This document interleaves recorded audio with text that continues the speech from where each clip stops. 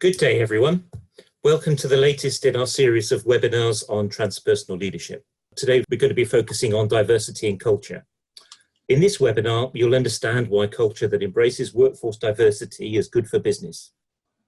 We will explore what diversity is, and it's not just around gender and ethnicity, and what enables diverse cultures and what gets in the way. You will identify how you can promote diversity in your organizational culture and how this leads to the diversity dividend for your organization. I have the delight to introduce today's speaker. Danielle Grant is a director of LeaderShape Global, with many years' experience coaching and facilitating programs at C-suite and senior leadership level. She's the thought leader in blended leadership learning using brain-friendly methodologies. And Danielle is also an accredited university lecturer and has led master's programs in leadership and coaching. In addition to being a co-author of our book, Leading Beyond the Ego, How to Become a Transpersonal Leader, published by Routledge in March of this year, Danielle has also authored articles on inclusion and diversity, published in the US, the UK, and India. Danielle has held pan-European director level positions in the UK and the US, and for European blue chip consumer companies, and also in exec search businesses. She has lived and worked abroad, including in the Middle East, and has family roots across 5 continents. So without further ado, I'd like to hand over to you, Danielle. Thank you very much, Greg. Welcome everybody. Just to let you know, we're going to switch off our video cameras for the duration of the presentation so that things don't get confusing. So I will do that now and move through to the material we're going to go through today.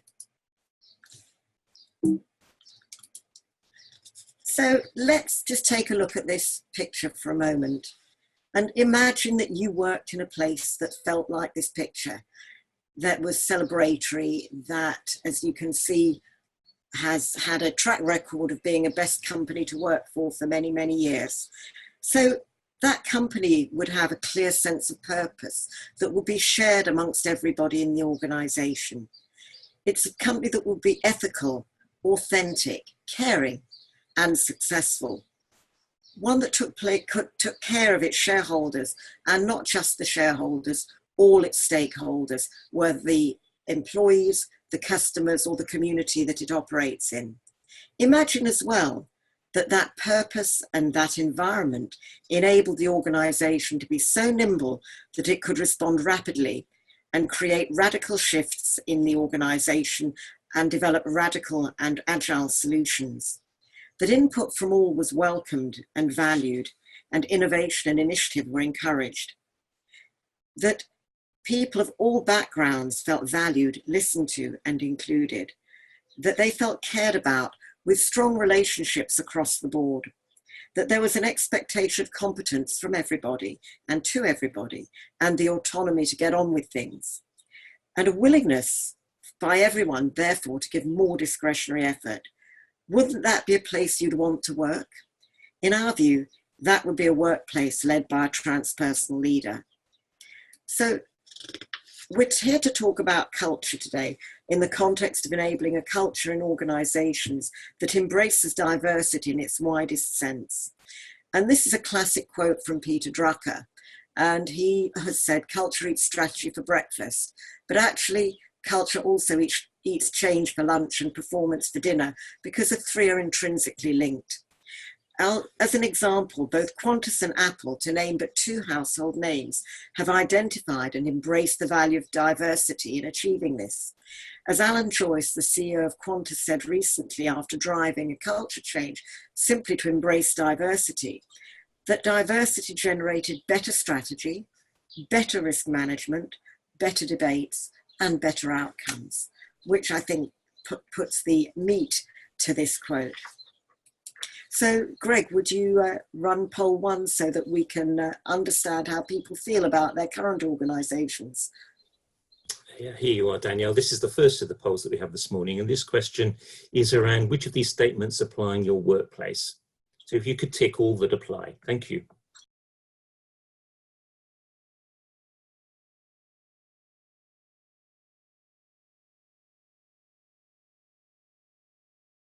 Well, we have a clear winner with that people are saying they feel accepted, comfortable and safe within their organisations, which is good to hear, and that diverse identities and ways of thinking and working are valued in my organisation.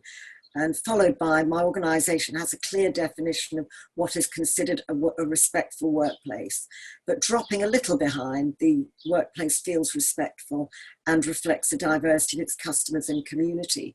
And I think that last one is an interesting one that creates a real opportunity for organisations to improve their performance and the way that they relate to their communities, and therefore improve their success rates.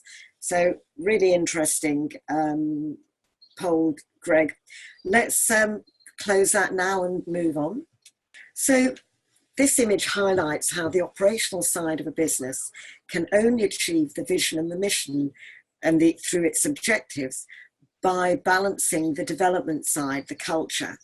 And to illustrate this, we've all seen retail outlets who say that customer focus is their key strategy, and yet we go into the store and we find shop assistants gossiping about their weekend activities and ignoring the customer in front of them.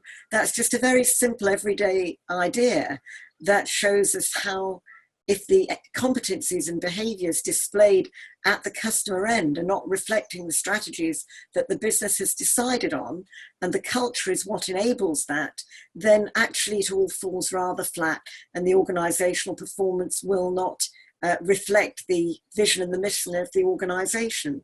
So if we look at this diagram a little longer, down the left-hand side, we'd say that's the cognitive management side of an organisation, whereas the right-hand side is the domain of the emotional leadership side. And it's a very useful way of looking at how to balance your culture with your objectives to achieve your mission and success. I'm going to let you look at this quote from J. Irwin Miller for a couple of minutes to absorb it.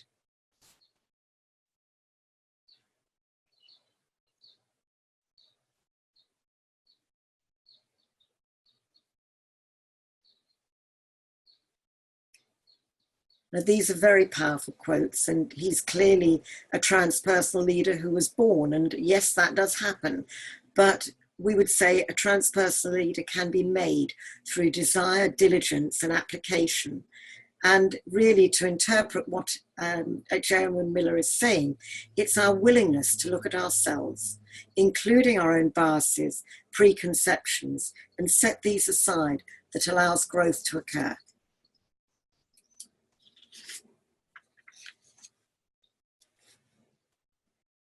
So what is diversity and what is inclusion? So diversity is our differences, and the first part is really about accepting the value of those differences. And then the second part, inclusion, is about opening hearts and minds to embrace those differences and harnessing the value of that in the organisation.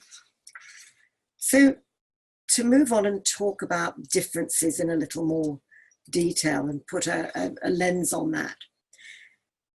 This is a very classic diagram that appears in many places in many guises, and it shows us the obvious differences above the waterline that we see when we meet people. So we will notice immediately that they may speak a different language, that their taste in food or way that they display emotions may be different. Their dress codes may be different as well, and the type of music they enjoy. And those are things that we can share and appreciate about each other fairly openly. But the real issues are those that lie below the iceberg, that the values may be different, that beliefs, thoughts, perceptions, closely held emotions and attitudes may be very different. And it's really below the waterline when clashes occur that the root of them is actually exposed. And to understand and manage diversity effectively, we need to consider all, both the visible and the invisible differences, and deal with them in their own relevant ways. And one useful tool for exploring this is this Crosscultural Kaleidoscope that's been developed by my colleague Jenny Plaister of 10 Consulting. And she's developed this as a way of exploring with coaches or with your organization the different facets of diversity and digging into those rather than risking ignoring something that may prove to be an important value that somebody holds dear that we hadn't considered as something to understand. And it's a very useful tool to use in diversity work of all kinds. And she has actually written a book called The Crosscultural Kaleidoscope, which goes on onto this in far more detail than we can explore today. So when we've explored these differences and we've started to harness them and understand them, but we need to actually see what are the key areas that we are tending to talk about in an organizational context. So what we've done is we've looked at the world as if it were a village of precisely 100 people with all the existing human ratios remaining the same. And again, I'll give you a few moments to look and understand these statistics.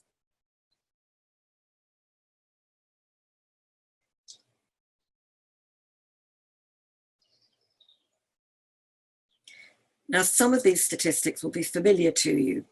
Others may be more of a surprise. I mean, for example, many of us who realize that we're living in an aging world may have thought that more than 9% would be over 65, and that there would be a greater or smaller percentage of people with disability. So they are statistics that are quite interesting. And of course, there are many, many others that we could have selected. But we felt that these were the ones that were most likely to be considered by organizations in some way in their work. So I'd like to ask you which ones you consider. Greg? Thanks, Danielle. So this poll focuses on what you feel are the most important aspects of diversity. It's a reasonably long list, so if you could just choose 3, and for those of you working on smaller screens, you may need to scroll down the screen to see the options at the bottom.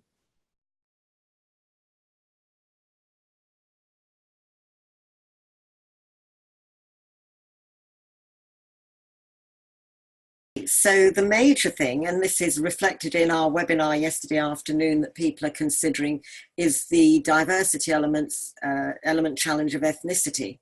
So that is not really a surprise, but following hot on the heels of that, we have gender, then age and ability, followed by religion and education. Sexual orientation seems to be quite low on the agenda, political low, and nobody's considering physical attributes. And that may be how we interpret the term physical attributes, whether we interpret it as people being good looking or whether we interpret it as people having physical strengths or disabilities. So that's an interesting one. Okay, well, I think that our selection of attributes to look at was reasonably reflective of your experience. So let's go on to talk about the value of diversity and what it contributes. So diversity contributes a culture of openness, opportunity and creativeness. It delivers bottom line results.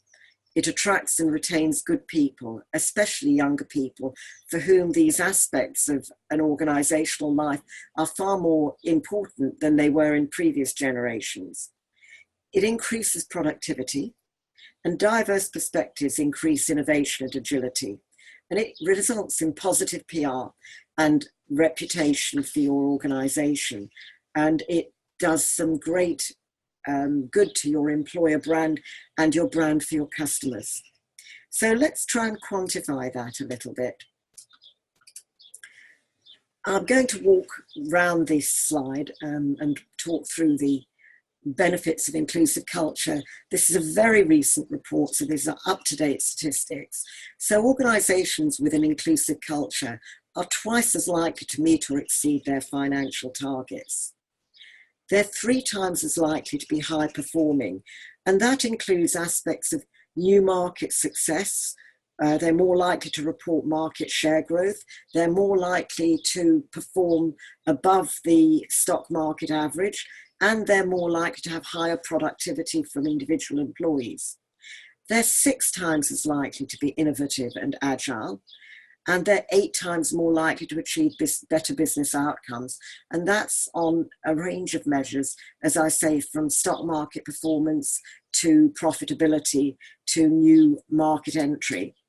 And the reason that this happens is that being an inclusive culture means that people are more motivated. If they're more motivated, they have an increased level of engagement. And Hay Group research indicates that engaged employees are up to 43% more productive. And we have experience of this in our own work.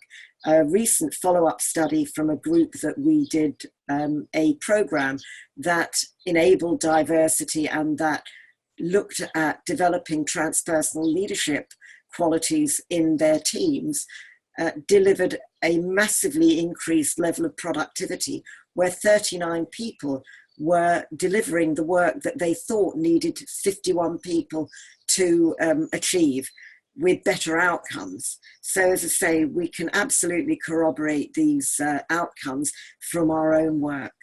So let's take a look at which of these aspects you feel are important.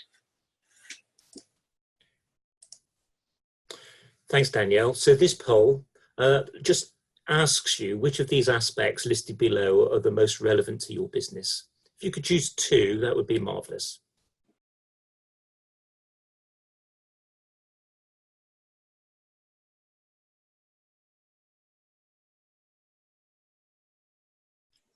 Okay, so the most relevant one people feel is a culture of openness, opportunity and creativeness, followed by, with a matched score, diverse perspectives to increase innovation and attractive and retaining good people, followed by increased productivity, reputational benefits and bottom line results. And actually that's not a dissimilar pattern to our webinar yesterday, and it may be we have a self-selecting group on here, but it may be that other people would say bottom line results were also equally important, because ultimately that's what this will deliver for people and therefore a sustainable organisation. And I wonder whether this also reflects the fact that we now have much fuller employment in a lot of economies, and therefore the ability to attract and retain good people is increasingly seen as an important benefit to a company. So there are 8 powerful truths around diversity and inclusion. I'm going to briefly explain these points. Diversity of thinking is the new frontier. If you have a homogeneous team, you are likely to have people that have come from a similar background, similar education, have had similar childhood and developmental experiences, and may have always grown up in that industry. And therefore, there is very little challenge to the received wisdom of the organisation or of the sector. And diversity of thinking is a new frontier, which means bringing in thinking that is influenced either by ethnicity, by age, by life experiences, by a different sort of education, apprenticeships, and all sorts of different things that will bring new thinking to the front. And as the old phrase from attributed to Einstein says, you cannot solve the problems of the past with the same thinking that created them. The next truth is about diversity. There isn't any point in having your token woman or your token transgender person in the organisation if they don't feel included and empowered to offer their perspectives and the strength of their thinking to the organisation. So inclusion is key. Inclusive leaders cast a long shadow or set the scene, as we would say. And that's crucial because the leader's role is probably the most important one to set a culture change off, and we will discuss that in detail later. That middle managers matter. Either they can cascade the lead shown by the top leaders, or they can block progress. They are a crucial pinch point for progress to create culture change. And that because we're trying to create culture change, point 5 is about rewiring the system to rewire behaviours. to ensure that people are rewarded and recognised for and encouraged to display behaviours that will enable an inclusive workforce to become a reality. And that requires tangible goals to make those ambitions real. There's no point putting everybody on a training program and then having no way to sustain it, no goals to make it live and breathe. So if you say, well, we're going to hire a more diverse workforce, but you don't have diverse hiring teams, so your first goal has to be to make your hiring teams diverse. The inside and the outside need to match is point 7, which means there's no point having a great slogan or ambitions on your website or in your lobby as you come into the company if the inside of the organisation doesn't reflect that and the behaviours don't make it live and breathe. So what we're talking about is ultimately a culture reset, not a tick-the-box programme that meets your CSR objectives but doesn't do anything to fundamentally change the culture of the organisation. There's a second part around equality, and that is that equality doesn't mean equity. So if we look at these images on the left, the same support is about equality. However, does equal mean fair? In this image, all the 3 characters have been given the same support, but clearly they don't have the same experience of seeing the view, because what they actually need is differentiated support, as in the second image, which is equitable or fair and enables their individual needs to be addressed. But ideally what we'd like to see is the systemic barrier completely removed. And to give you a very personal anecdote that illustrates this, my late first husband was an insulin-dependent diabetic, and he and his 2 brothers, his twin and his older brother, were sent off to the same boarding school, which was obviously many years ago. And in those days, the school gave each parent the opportunity to give their child what was known as a tuck box, which was a box full of goodies that the children could eat through the term. And she decided that she was going to spend exactly the same amount on each child's box. However, the normal sweets that the older 2 boys could eat were much cheaper than the diabetic sweets that David could eat. And so he ended up with half as much in his box and ran out halfway through the term and would beg, borrow and steal from others, sometimes foods that were unsuitable for him. Whereas actually differentiated support would have been better, whereby she spent differentiated amounts but gave them an equal amount of good foods.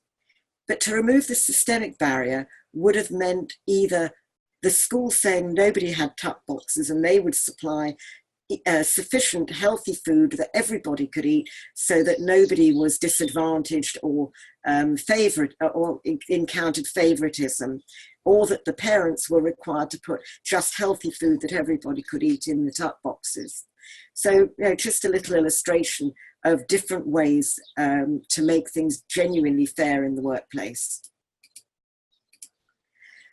There's a nice model that I found here which illustrates the 4 elements of inclusion.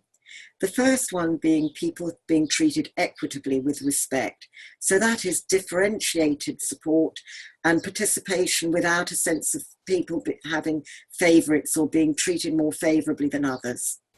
That people need to feel valued and belonging, which is experienced when people think their authentic sense is valued by others and they feel connected to a group, which is about not having to put on a mask to feel that you're accepted or conforming. To feel safe and open to speak out without fear of embarrassment or retaliation, and therefore being empowered and growing to do their best work. So ultimately, to summarize it, inclusion is about feeling confident and inspired. And this is the culture that an inclusive leader can create. So let's look at your strategies. Greg? Thank you, Danielle. This is the last poll in our webinar today. And this asks, what strategies do you use to foster inclusion and diversity in your organisation? Again, it's a long list, so we'd just like you to choose 3, please.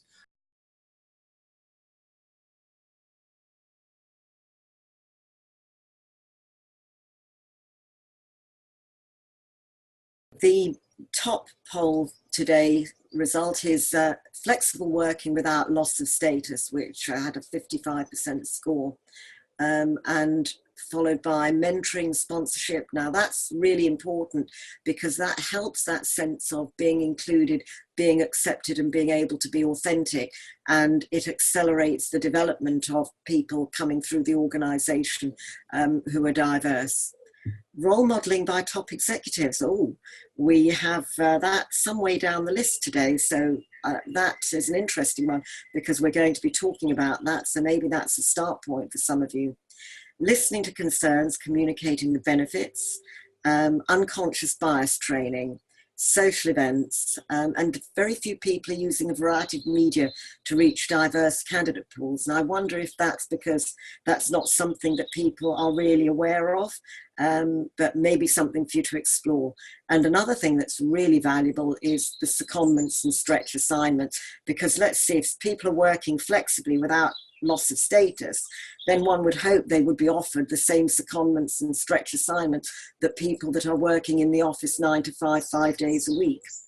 So yeah, again, some interesting results and some perhaps insights for some of you there. So culture. What is culture? It's how we do, and we would say, and improve things around here. And why do we want to create this culture of diversity and inclusion? Well, there are three main reasons, and they're to be effective, to continuously improve what and how we do things, and importantly, to enjoy what we do, because all of these things contribute to better productivity and happier workplaces, which in turn increases productivity. And these are mutually inclusive. One is not sustainable long-term without the others. So let's take a look at the role of the leader, and this is why I pointed this out in the poll results today. Creating the right climate is the most important sustainable thing a leader can do. And you would be amazed at how rapidly a leader shifts the climate through their behavior and their actions from the first day that they take over the role. And I'm going to use a pertinent example at the moment because we've seen in the last year or so President Trump come into power in the United States of America. Now it's quite clear that he created a change of climate quite rapidly. And whilst everybody on this webinar will have their own individual view about the Trump administration, what is obvious is that things started to change very quickly. Through the things that he did, the things that he said, and the response of the people around him to those pronouncements and that behavior. And that has created a culture shift within the White House and in American policy much more broadly. Now, of course, we still don't know, it's far too early to know what the ultimate impact on organizational performance, both in the United States and beyond, will be, but it is fairly obvious that it will be a significant one. And that's why it's a really crucial thing for leaders to realize that what they do really matters, how they behave really matters, because people take their cue from the leader.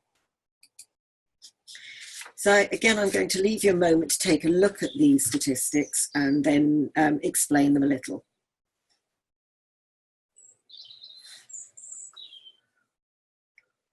Now, we talk about inclusive leaders being transpersonal, and we'd like to see them create sunny climates. And they would do this because, firstly, they have a commitment, a real genuine commitment to diversity, because it aligns with their own values. They genuinely believe in the business case for diversity and inclusion, and they articulate that commitment authentically. They bravely challenge the status quo and take personal responsibility for change. In our terms, they would be radical, ethical and authentic. They're humble about their own capabilities and they invite contribution from others. They're also conscious of their own blind spots and their systemic flaws, and they work hard to ensure that there are opportunities for all. They're curious, they have an open mindset, and they're willing to listen without judgment and seek to understand. They're culturally intelligent, they're attentive to the cultures of others, and they're adaptive. And very importantly, they're collaborative. They empower others to create the conditions for diversity of thinking to flourish. So how can we help people become more aware of their own values in order to become inclusive and transpersonal? Well, we've developed, and there's more of this in our book, Leading Beyond the Ego, this touchstone, which is a standard by which something is judged. And we'd like to encourage leaders who are on this journey to create their own touchstone and use it in order to gauge the quality of their decision making against, and to bring into their conscious decision making processes. So on the right hand side, we have what we would think are the fixed qualities for transpersonal leaders, which are all the things we've talked about: being ethical, authentic, emotionally intelligent, performance enhancing, by setting the right climate. And on the left hand side, we have some example values, and these are those created by a colleague of mine who did so feeling that he wanted to select 3 that he felt were absolutely integral to who he is, and 3 that he felt were aspirational, that he wished to enhance.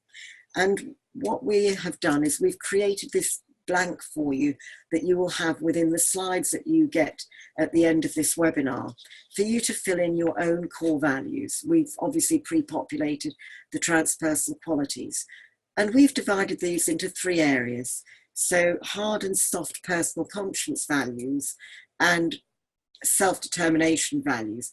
Because of course, if you're trustworthy, but you don't have any energy, or you are have a strive for excellence, but you don't have resilience, these things will not come into reality. They won't come into being. So that there is a balance between the personal conscience values and the self-determination ones.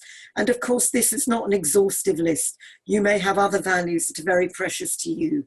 So again, I would encourage you to populate one of these for yourself, and to encourage your leaders to do so, to enable them to become more in touch with their best selves in their decision making and how they lead the organization.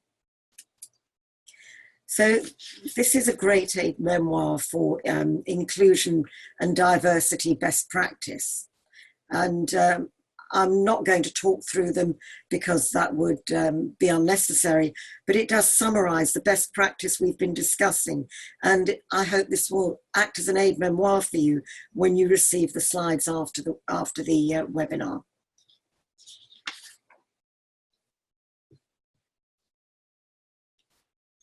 But where does change start? Well, change starts with oneself. It's the biggest challenge for a leader, and it's the biggest danger, to point the finger at other people and not realize that actually when you're pointing at your finger at somebody else, and try it while we're on the call, point your finger out and you'll realize there are 3 fingers tucked into your hand pointing back at you. We have to change ourselves, because the only way that we can change other people is by altering our behavior, and their behavior will alter in consequence of that and in response to that. So it's a handy reminder. Thank you, Danielle. Sorry. Just like to open up, while you find the slide, I'd just like to open up now the ability for people to ask questions and open a Q&A session. So whilst you get your creative juices flowing, by the way, the Q&A facility should be at the bottom of your screen. If you click on that and type in your question, then we'll be able to see it. In the meantime, Danielle, I have a question for you. And that is, if we were to plan and undertake an intervention in an organization, what might that look like? I guess it depends on the stage of development the organization was at. But I mean, one very good thing to start with is to do some unconscious bias training and establish where people were. And then to group people together to start to explore what that means for them. And another very valuable way of getting people to start to think about diversity is, I'm sure that most of our children will have brought in things to school for show and tell. And encouraging people from different backgrounds with different ideas to bring things in to share with other people in a social environment, whether it's a lunch meeting or a breakfast meeting, because evening meetings are too easy to avoid with family commitments. I'd suggest it was during the daytime, so that people start to enjoy and appreciate one another's perspectives and one another's cultures. Creating champions who genuinely believe in this. So within any bell curve of change, there are always early adopters and laggards. And to harness the energies of those early adopters and have them as champions that spread the commitment to diversity and the value of it in their own smaller groupings, so that it cascades. And very importantly, to listen to those people, even though they may be ones that are very resistant to change and not like what is happening, because if they feel heard and that their concerns have been addressed, they're far more likely to be open to the changes that you're trying to implement. So, I mean, that's in a nutshell some of the practical ways that you could implement this. And what we do would depend on the level of development and the type of diversity that the organisation were preparing for. Thanks, Danielle. So we have a question from Mark.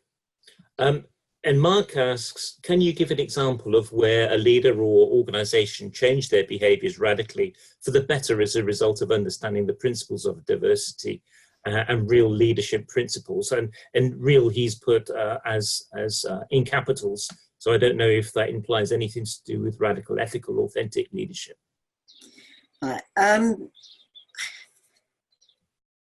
I think I'm going to ask Greg to answer this one, because he ran a program in a very difficult environment, which was actually the environment that resulted in this massive increase in productivity. So I think I'm going to invite Greg to respond to that one, given he's got a live example.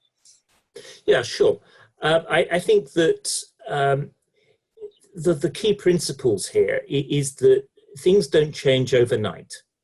And so what you need is, from a neuroscience perspective, we know that in order to build new habits, you need to rewire the brain. So the example, and I can't give the organization's name for obvious reasons, but we ran a program that took people through, how to become better leaders using emotional intelligence and looking at all the various different leadership styles, which was really good, because actually what that helps is to produce followers in an organization. And once you've got followers in an organization, then you begin to move into more radical areas. And this example called into question, and we moved into the transpersonal space about looking at people's values, ethics, the way they made decisions, their judgment. And you could see that because we brought that into full consciousness, the decisions that they were making and their behaviors were changing quite radically in the way that they interacted with their colleagues. So, I mean, it had huge results. And as Danielle, as you rightly pointed out earlier, although it wasn't intended to set out this way, the return on the investment for the program was massive. Thank you. Does that answer your question, Danielle? Because I'm just conscious that we've got some further questions on the line, so we might move to them. Yeah, I'll move on to McCarty's question. What's the difference between mentoring and role modelling?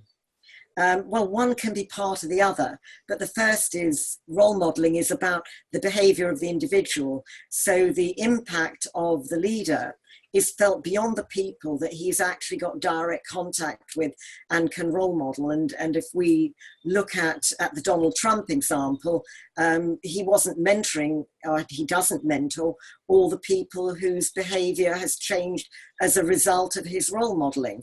So I think that that's a fairly obvious one. However, somebody that's seeking to be a great role model would be mentoring the people that are close to them, that they are able to work with directly. So I think mentoring is part of role modeling, but is entirely distinct from it. The quantified data that we have, we understand the data is global. It comes from a Gallup workplace studies, a cumulative Gallup workplace studies. It comes from a study, 2012 global workforce studies, and from a Deloitte study published in January 2018 in the Deloitte Review. So I'm afraid I don't have that data off the top of my head, but those sources can be interrogated for it. The 67-33 non-Christian Christian, again, I'm sure that it's taken from either Gallup polls or from the sort of data that we have that is carried out in different countries that asks about people's backgrounds, religious preferences and so on, and records those. Again, one would have to interrogate the sources, so be it Deloitte or Hay Group research, I don't have that information in detail, I'm afraid. Okay, thanks, Danielle. So, Mark, you've confirmed that you were referring to the acronym Radical, Ethical and Authentic. So thank you very much. Greg, Leanne's question.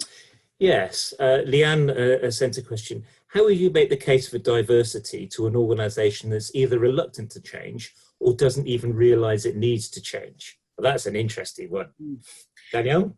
Yeah, that's a challenge. And in fact, it's not dissimilar to a question that I had after last night's webinar, where I'm going to try and have a one-to-one chat with the person later on to try and explore what they've done. I guess there are some people who will never change. And again, it's the standard bell curve. You have to understand that there are some people that will never change. It's not easy to enable people to change, but the first thing you have to do is to find the people that are willing to listen, that are willing to make their voice heard, that are willing to be heard in that nature, in that way. And ideally start as high up the organisation as you can and try to exert influence. Most people and senior leaders are at base try to be very logical, and there are lots of things that we have to say in the book about using just the logical side of our brains without harnessing other areas of it. But to appeal to the logical side of our brains, which is where we've been encouraged to make our decisions throughout our school careers and most of our lives, actually bringing together the data and the evidence for this and the logic behind it may help them start to be prepared to open their minds to the fact that this has a bottom line value and that it can solve some of their business problems. So it's also about identifying where their pain points are in the business and matching those up with these as some of the solutions that might address those. So in principle, actually meeting people where they are to begin with, and then trying to see things from their perspective, and then help introduce them to a stretch perspective by starting from where they are and how what you're proposing relates to solving the problems that they acknowledge. I hope that helps. I think it does. From my perspective, I thought this was, Leanne, an interesting question. Is, diversity in an organisation tends to lead to diversity of thinking. And when we consider all of the things which we know are going to be coming along, like artificial intelligence, machine learning, globalization, the impact of these things that are going to have on companies. If I was chief exec of a company, I would want to have the broadest, most diverse thinking in my organization as possible, because these elements are going to throw out challenges and problems that we've never encountered before. So, the broader the thinking in my organization that I can tap into would be, absolutely fantastic. And an example I can kind of give you from a personal perspective is that we this is a very different example, but we had a shed in the garden that we needed moving about 50 meters. And I had put the shed up, and it took me a day, 2 days to put the shed up. And then because it needed moving, I thought, oh my goodness, no, this is a day to dismantle it and another day to put it up in the other location.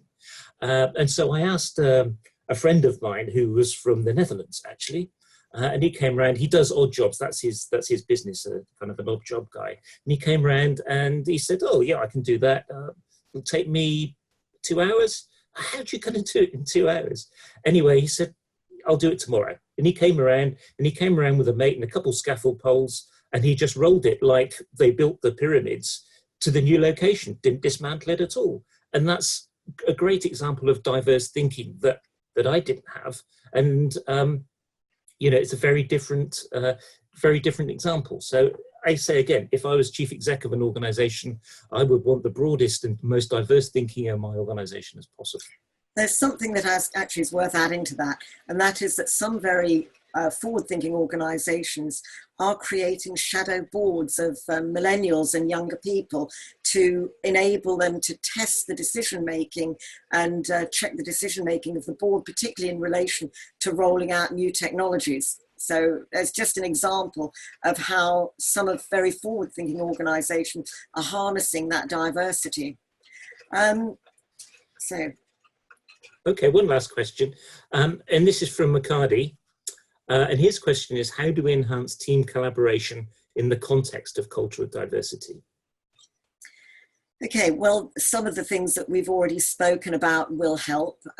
People have to feel included and belonging to the team, and they have to feel authentic in the team. So you know, I would say, for example, my favorite food is chocolate. But I wouldn't stay very healthy if I ate nothing but chocolate all the time. And I learned to love lots of different foods. And food is generally a common denominator with a lot of people. So, for example, getting people to appreciate one another's cultures by some kind of a lunchtime event where they bring all their different foods and share them, so that people start to feel accepted and valued for who they are and what they're bringing to the table. And that's just a very tiny example, but buddying people up from different backgrounds so that one mentors the other, or there's a peer support mechanism going on where they both support each other and therefore they get to know each other.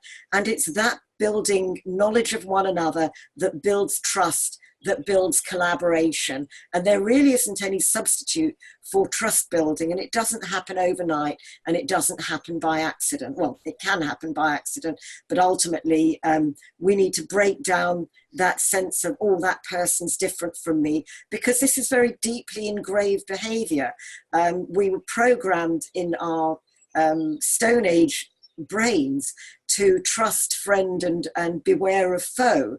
And so we were built to recognize people that were like us and to trust them more readily. So therefore we're trying to overcome Stone Age defaults. So it needs a little bit of help.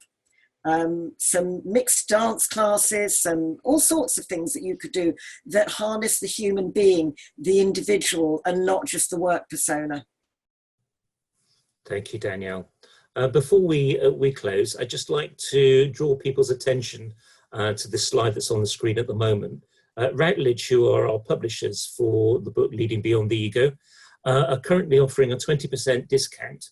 And I believe that this 20% discount applies to their whole portfolio of books. So if you type in that the discount code on their site, which there is a link to it at the top of the slide, then you can get a 20% discount on both Leading Beyond the Ego and their other books. Of course, Leading Beyond the Ego is also available on the Amazon site around the world as well, if you're not able to access the Routledge site. So Danielle, if you just move on to the, thank you. And we will be sending you the recording and the slide pack for this for attending the webinar. But we just want to emphasize that if you have any further questions, just as somebody did yesterday, have any further questions or issues that you would like to talk about or ask our opinion on, if you respond to the email that you'll get the pack from, then we'd be very happy to engage with you. Thanks, Danielle. Thank you. And thank you, everybody, for attending the webinar. It's been a lively discussion. We've had some great questions in. And thank you very much.